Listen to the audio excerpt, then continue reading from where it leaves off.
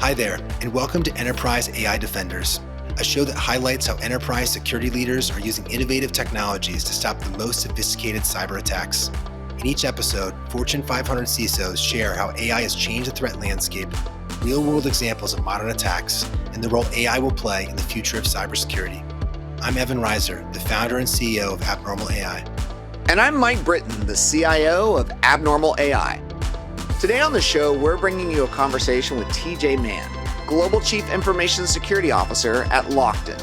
Lockton is a global insurance brokerage that provides insurance, risk management, and employee benefits with over 140 offices worldwide and over 13,000 employees.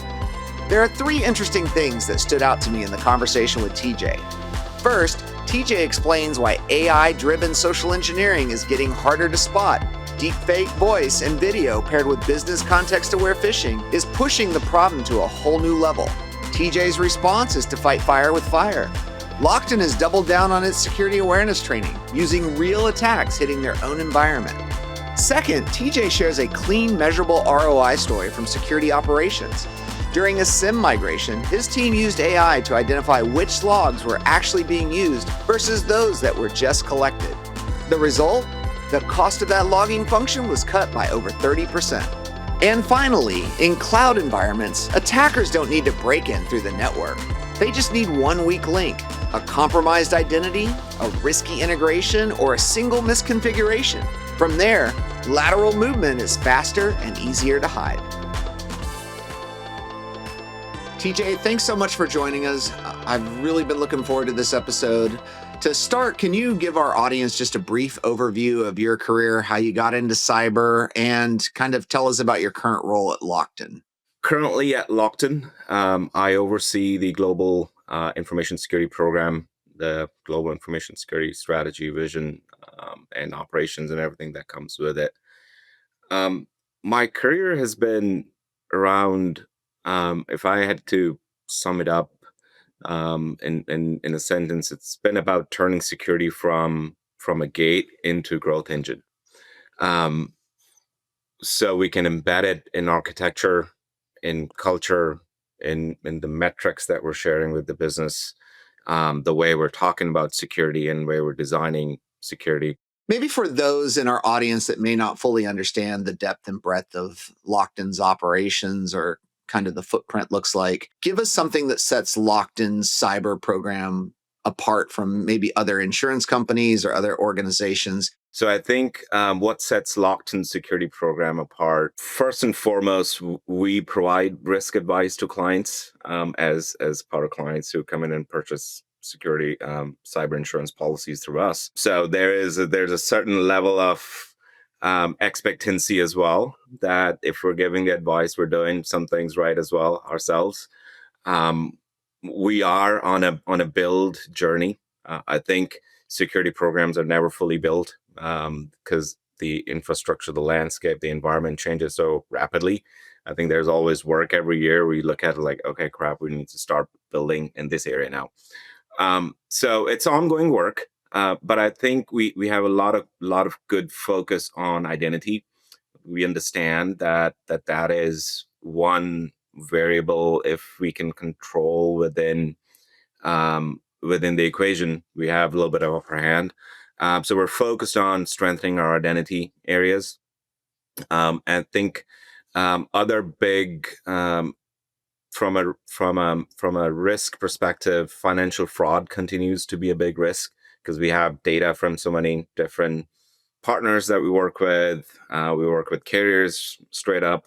So there is a lot of sensitive data, especially in the benefit space. So how do we look at that and making sure financial fraud? So we use advanced email protection systems, Abnormal being one of the industry leaders. So that's an area we're heavily invested in as well, knowing that employees are going to fall for malicious hooks, and how do we make sure we have a little bit of certainty in terms of what is going to get through and what is not going to get through. And I think the everything else, having a SOC, having looking at applications, I mean that's table stakes. I think the other AI being another big area we're doing. Um, like every company, we are investing, we're embracing it. As a security leader myself, personally, I think it's security leaders need to embrace it. It's for here to stay. It's not going to go anywhere. So better figure out how do we protect the company and secure its usage and enable safe usage of AI rather than saying that, hey, what are we doing? Where do you see AI attacks hitting Lockton and the insurance brokers and insurance companies in general? And where, from your unique perspective of seeing your customers, where do you see AI attacks more in broad and in general? I think some of the things that we have seen, and some of my peers that I've talked to have seen is hyper personalized social engineering, and then that's part of it could be either a deep fake voice or face or audio or video or both. I think another area that we'll start seeing more in the future is automated um, exploit chained attacks. I think that takes quite a bit of manual effort today and is kind of part and parcel of your APT kind of threat actors who have that kind of expertise and manpower in one room to be able to do the chaining in the right timing in the right spot. But I think some of that automation is going to be deadly. It's probably coming our way as an industry, and I think what's going to happen as well is one other area that'll be really difficult, and it's extremely difficult to investigate today is insider threats, and I think that's going to become even more difficult to figure out what happened and do those investigations. I think insider threats are going to get more complex, but I think if you look at you already from a I think most organizations, if you look at your email threat vector, you have mostly the business email compromise is the most dangerous one that is more likely to get through and it's more hazardous.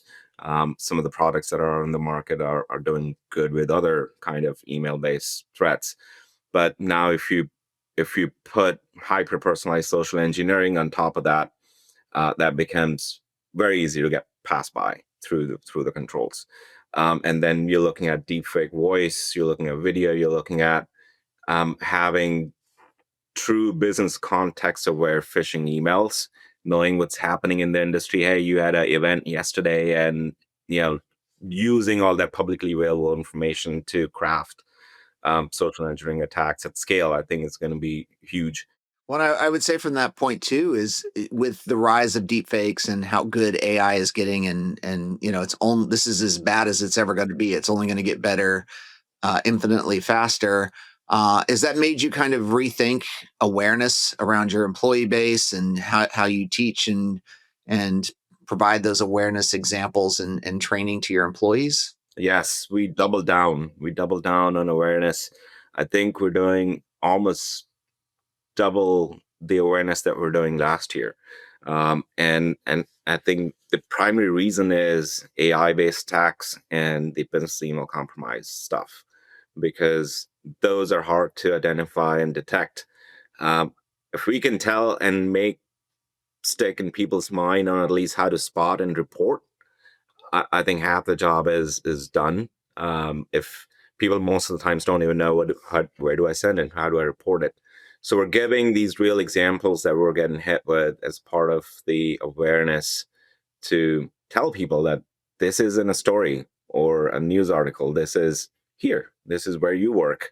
It's happening to us, just like it's happening to everybody else out there. So here are some of the things: how to spot, how to detect, and look for the eyelashes. Look for, hey, the hair isn't moving, or hey, you're saying the same thing to different questions, and spot those indicators. And how do you report it? If you had to say, look, this is the one area you cannot skimp on, this is the one area you have to invest, what would that be? Is there one area you'd say you absolutely have to nail this and get it right? the threat landscape has changed. Everything's moving to the cloud. So I think it's the cloud didn't just shift where our data is. I think it shifted who touches it, how they touch it, and how the attackers can grab it. So I think there are a few areas. Identity obviously is on the top of mind.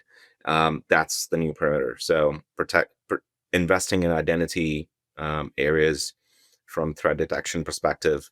APIs, making sure you've got good API standards on how do you make sure you got everything written down on who has the keys and how do you exchange them, because everything's API exposed rather than server exposed now.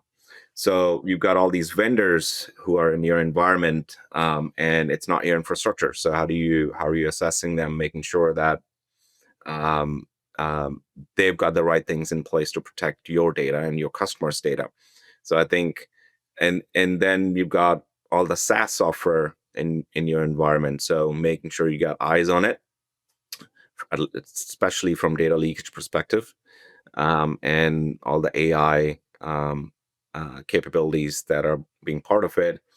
Who is training? Who's using your data? Is your data leaving? Is somebody training the models on your data? I think I think combined, all of these are probably the bare minimum in the new threat landscape that we're living in. Because the bad guys don't need to breach your network anymore. They just need to compromise one identity, one integration, or one misconfiguration. That's all they need.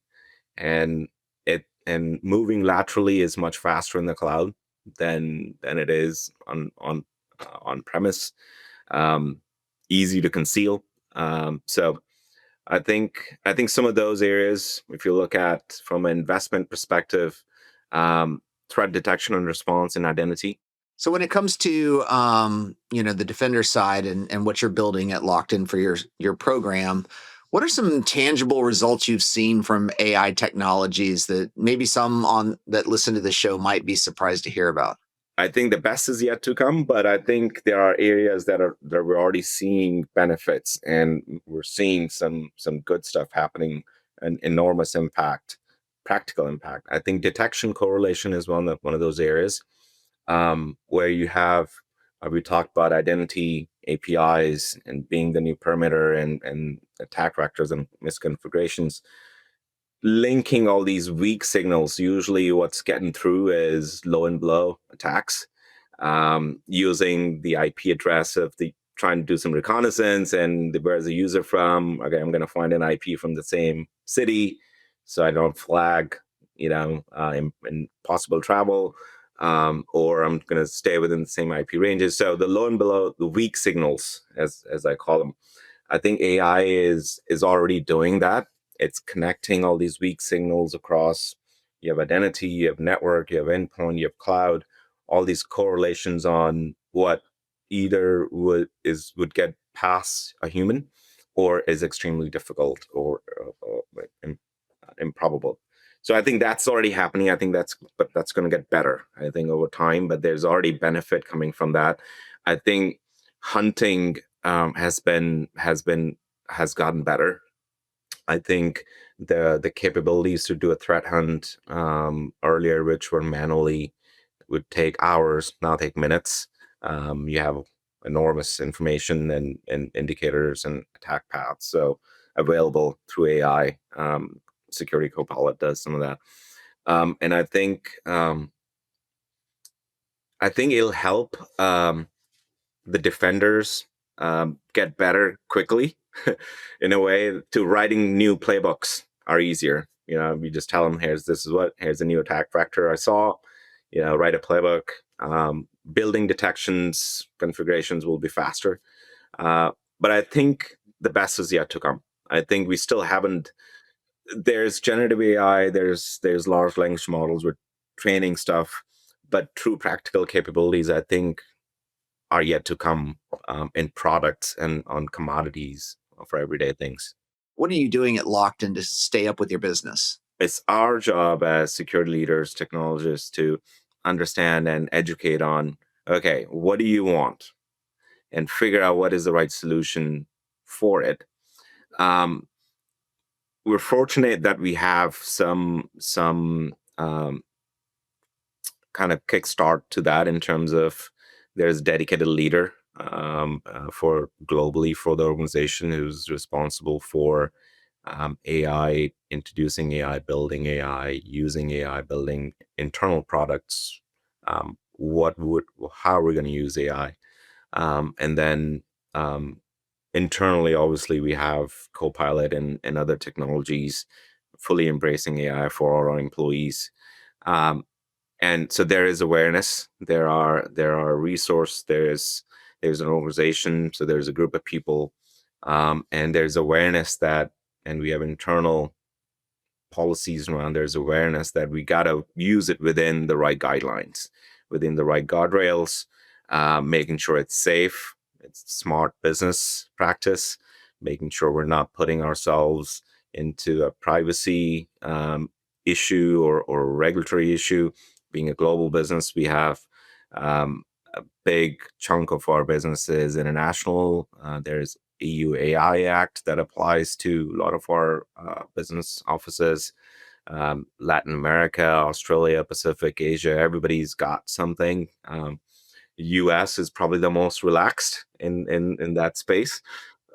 So from a privacy and AI perspective, if you look at insurance as an industry, it's regulated at the federal level in the US, sorry, at the state level, and not at the federal level. So we don't have a lot of strict laws around that that bind private companies. So in that way, working in an organization like Lockton, there's a lot more regulatory scrutiny internationally than there is in the US. Besides, obviously, you have NYDFS, you have um, our regular SOC 2 kind of scrutiny that we get through.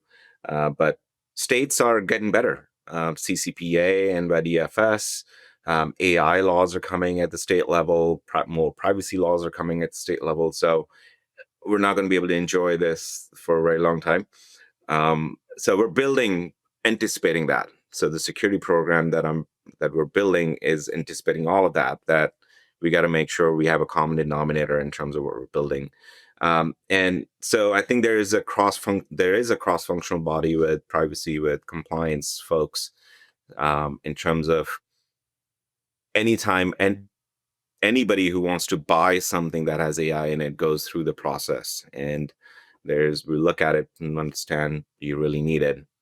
We're building something in house that's going to do it in the next 3 months. Can you wait? So we're trying to do it consciously. We're trying to do it um, in a way that doesn't stifle innovation. We're trying to do it safely and smartly. Is there a particular cybersecurity initiative or capability within your team that you guys have deployed recently that you're proud of, and maybe outsiders may not necessarily understand or appreciate?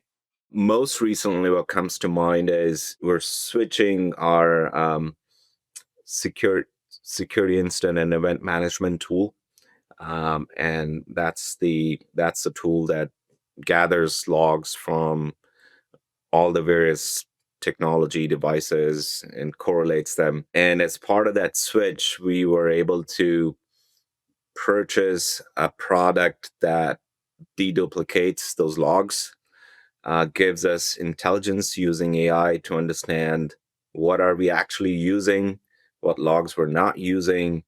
So we were able to identify huge percentage of logs that we were not using, but we were collecting and paying for all that ingestion and collection.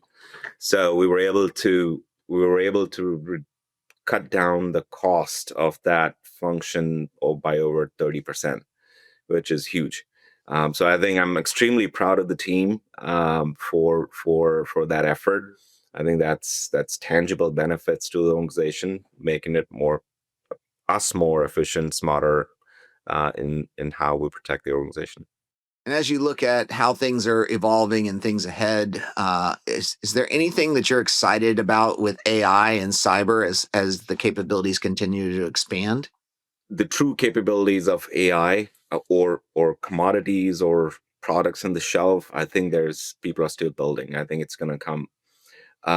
But I think it would be really cool if we have, as part of the developments in AI, if we have um, dynamic scores for identities. I think some of the things that are going to happen, not so in distant future, is being able to understand as the identity goes through, hey, it interacts with so many different things. Somebody's um, a, a, a service is pinging it, or somebody's trying to log in, or there's a DNS request. So looking at what is the changing the trust score of the identity, what is the dynamic trust score for the identity, self-protecting data. I think that the data bits that be able to understand and know how they're being used and what's happening, and maybe self-protection with that each data bit. I think some of the things, these things sound like science fiction, but I think they're going to be here sooner than later. We'll see that in our lifetimes. And I think my hope is that the internet fabric itself, with the use of AI, can learn, and we're able to fix our mistake. When we built the internet, we built it completely insecure. So the hope is that AI can secure it in some ways. With the use of AI on the rise by attackers and the use of AI on the rise by defenders, what do you think it's going to do to the cyber insurance marketplace? I think that's a great question, and I'm not an insurance analyst, but I can take my stab based on what I've seen, going through the the ransomware threat and how the market responded to it. I think there'll be a time that where for that time the cyber insurance will be expensive, because the bad guys will figure it out first and be successful in AI based attacks. I think some of that is happening now with, um, you've got your threat actors like Scattered Spider, who are extremely successful in their operations. You've got others who are going out, and social engineering is working. So, and I think with AI, that it's, as we talked about earlier, it's going to get more convincing. I think that's going to continue. So um, I think with AI, um, there will be more AI based attacks, and I think there'll be more successful AI based attacks across the globe. I think that's going to jump the policy prices. That's my guess. Um, and I think it'll take a couple years until the market catches up with products that are strong enough and could be deployed enterprise wide or globally in organizations and big businesses that will be able to counter those attacks. And I think so. I think it'll be a peak and it'll come back, um, just like the ransomware and the whole insurance policy when it first started. I think if you look at maybe 10 years ago, ransomware 10, 15 years ago, the policy prices, the scrutiny was so high. You try to get a policy and they'd ask like 100 questions, and they don't know what those mean and how they relate to the policy. But there's more expertise on the insurance in the business side. There's more cyber people who understand cybersecurity, so that has changed. I think the ransomware as well. Now there's good products. So if you show that you've got right investments, your policy premiums are probably not very high. Versus, because we have products now, and early on in the age of ransomware, we didn't even have products that were capturing and catching all that stuff. So I think it's the correlation between how quickly we throw good products in the market. So the insurance industry sees, okay, well, you can cover your risks, the policy premiums will come down. I think the first few years probably will be high. All right, TJ, we have about 5 to 10 minutes left, and you've given us all sorts of great insights throughout this episode. But we like to do this small lightning round at the end of every episode. Think of it like the one tweet version. All right. So, what single piece of advice would you give to a security leader who's stepping into their very first CISO job? Maybe something they might overestimate or underestimate about the role.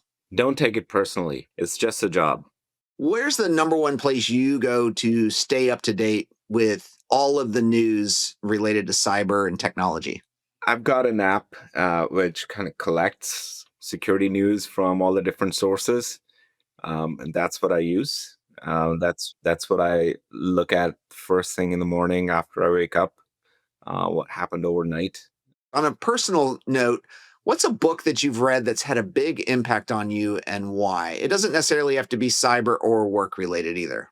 There's a book called Ikigai, and Ikigai is a Japanese word, and it talks about the ways of living life and how to live a life with which you're content with. And it talks about the habits of the Japanese people and Ikigai as in the purpose of life.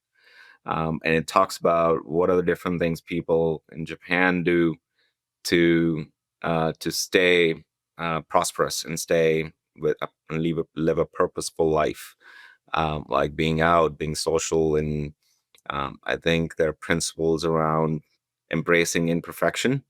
If a cup is broken, you look at it as this imperfection is beautiful versus trying to see it as um, a